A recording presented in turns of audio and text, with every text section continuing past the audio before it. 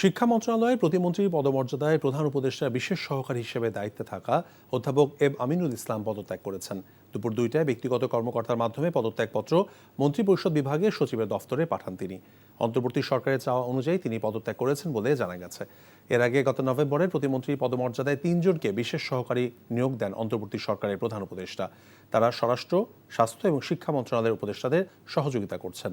শিক্ষার দায়িত্বে ছিলেন অধ্যাপক আমিনুল ইসলাম। এদিকে গেল সপ্তাহে অধ্যাপক CR আবরার শিক্ষা উপদেষ্টার দায়িত্বে আসেন। আর শিক্ষা ও পরিকল্পনা মন্ত্রণালয়ের দায়িত্বে থাকা অধ্যাপক ওয়াহিদুদ্দিন মাহমুদ এখন শুধু পরিকল্পনা মন্ত্রণালয়ে দায়িত্ব পালন করছেন।